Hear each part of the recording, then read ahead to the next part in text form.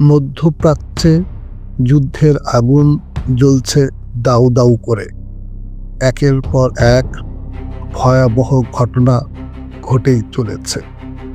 ইরানের সর্বোচ্চ নেতা আয়াতুল্লাহ আলী খামেনি নিহত হওয়ার ঘটনায় যুক্তরাষ্ট্রের সাবেক প্রেসিডেন্ট ডোনাল্ড ট্রাম্পকে সরাসরি দায়ী করে কঠোর হুঁশিয়ারি দিয়েছেন ইরানের নিরাপত্তা প্রধান আলী লারিজানি।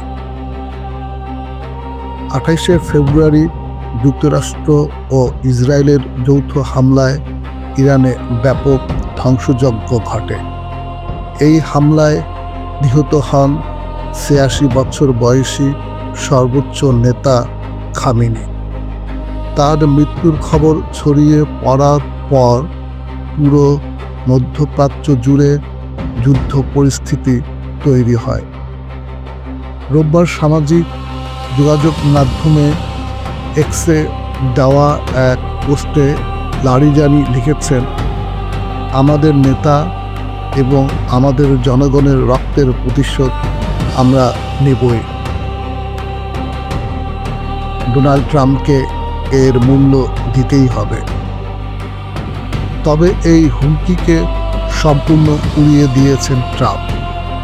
মার্কিন সংবাদ মাধ্যম সিবিএস নিউজকে তিনি বলেন, লারিজানি কে, সে কি বলছে আমি কিছুই জানি না, আমি এসব একেবারেই পরোয়া করি না। ট্রাম্প আরও ঘোষণা দেন, ইরানের বিরুদ্ধে মার্কিন সামরিক অভিযান অব্যাহত থাকবে। একই সঙ্গে তিনি তেহরানের কাছে নিঃশর্ত আত্মসমর্পণের দাবি জানান। অন্যদিকে লারিজানি আরও কঠোর ভাষায় প্রতিবেশী দেশগুলোকে সতর্ক করেছেন। তিনি বলেছেন, যদি কোনো দেশ তাদের ভূখণ্ড যুক্তরাষ্ট্রকে ইরানের বিরুদ্ধে ব্যবহারের সুযোগ দেয়, তাহলে ইরান নিজেই সেই ঘাঁটির বিরুদ্ধে ব্যবস্থা নিতে বাধ্য হবে। লারিজানির দাবি, ইরান ইতিমধ্যেই কিছু মার্কিন সেনাকে আটক করেছে। রাষ্ট্রীয় টেলিভিশনে দেয়া সাক্ষাৎকারে তিনি বলেন, আমরা ট্রাম্পকে ছেড়ে দেব না। সে আমাদের নেতাকে হত্যা করেছে এবং ১,০০০-এরও বেশি মানুষকে শহীদ করেছে।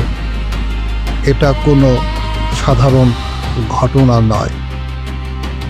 তিনি আরও অভিযোগ করেন, যুক্তরাষ্ট্র ও ইসরায়েলের মূল লক্ষ্য ছিল ইসলামী প্রজাতন্ত্র ইরানকে ভেঙে ফেলা এবং দেশটিকে অস্থিতিশীল করে দেয়া। লারিজানির মতে, যুক্তরাষ্ট্র ভেবেছিল ইরানে ভেনেজুয়েলার মতো একটি পরিস্থিতি তৈরি করা সম্ভব হবে, যেখানে হামলা চালিয়ে দ্রুত নিয়ন্ত্রণ নেওয়া যাবে।